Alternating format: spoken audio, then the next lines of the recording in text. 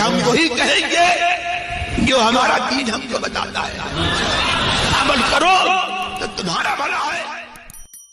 صلون علی النبی یا ایہا الذین آمنوا صلوا علیہ وسلموا تسلیما اللہم صلی علی سیدنا و شفیعنا و حبیبنا و مولانا محمد وبارک وسلم صلاة و سلام علیک یا رسول اللہ صلی اللہ تعالی علیہ وسلم۔ آج ماہ سفر المظفر کی پہلی شب یعنی چاند رات ہے، اور آج کی رات ایک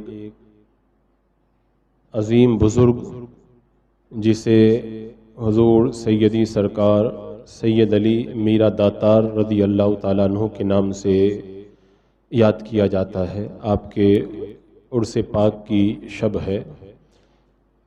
حضور سید علی میرا داتار رحمۃ اللہ تعالیٰ علیہ کی شخصیت یہ محتاج تعارف نہیں ہے، اور خاص طور سے جس طرح کچوچا مقدسہ میں حضور سیدی سرکار مخدوم اشرف جہانگیر سمنانی رضی اللہ تعالیٰ عنہ کا مزار پر انوار روحانی علاج کے لیے مشہور ہے، ایسے ہی سید علی میرا داتار رحمۃ اللہ تعالیٰ علیہ کا مزار بھی آصب زدہ اور اس طرح کی دوسری بیماریوں میں مبتلا لوگوں کے علاج کے لیے بڑا مشہور ہے۔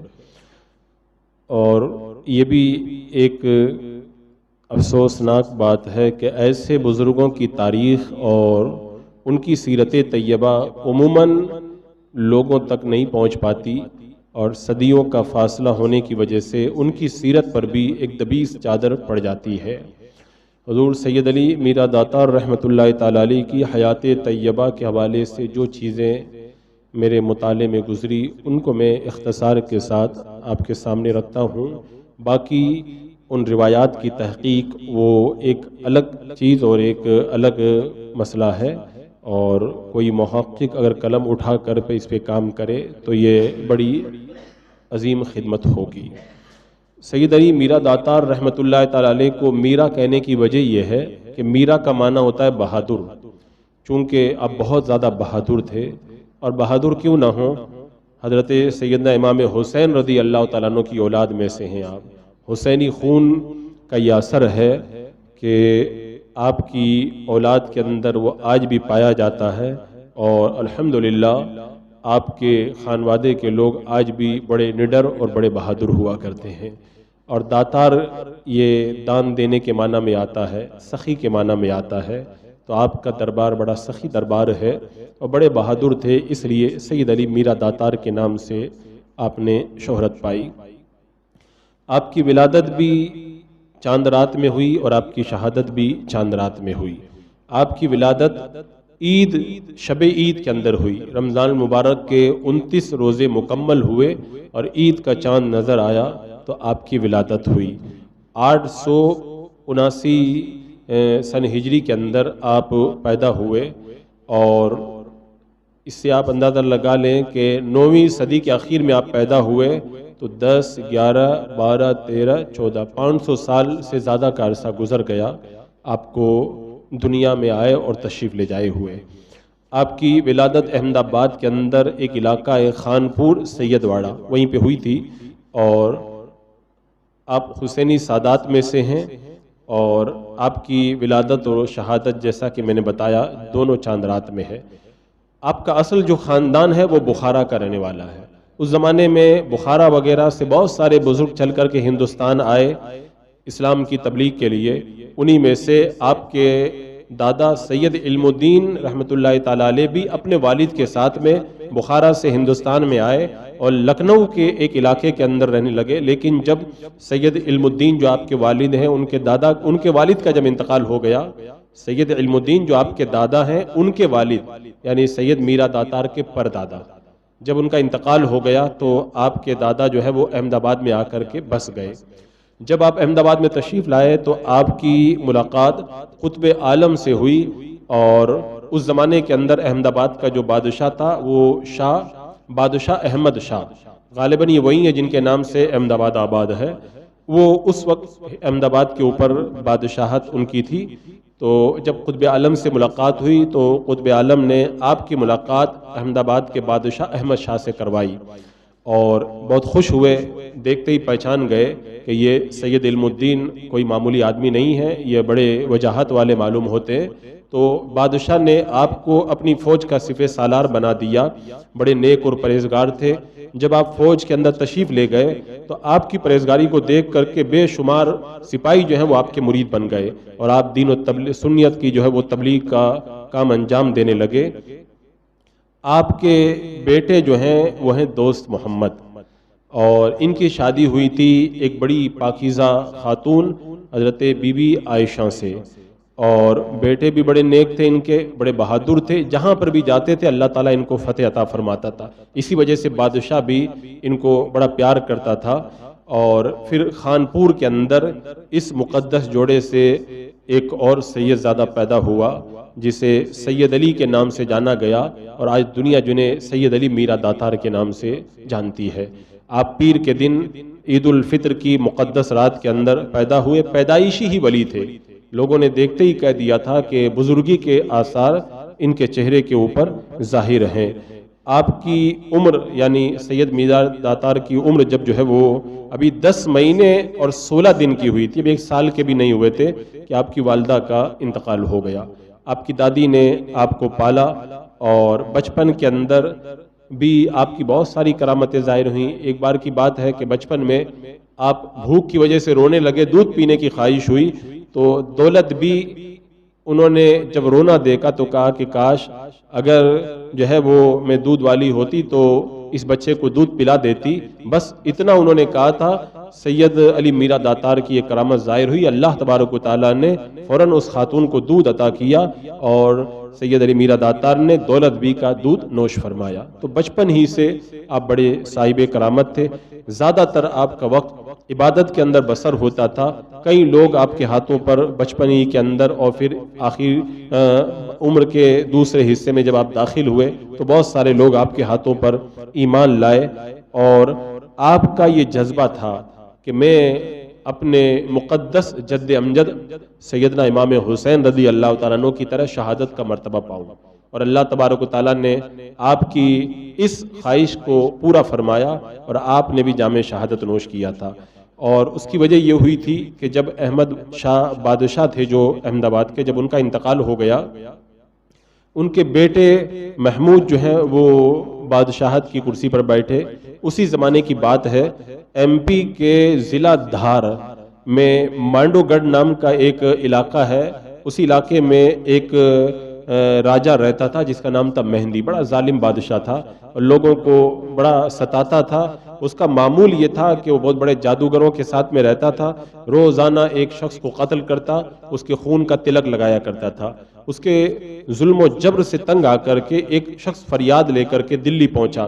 اس زمانے کے اندر دلی کے اندر جو حکومت تھی وہ حکومت لودھی خاندان کی تھی, اور بتایا یہ جاتا ہے کہ اس زمانے کے اندر جو بادشاہ تھا دلی کا, اس کے پاس میں فریاد پہنچی تو انہوں نے کہا کہ ایسا کرو تم احمد آباد چلے جاؤ.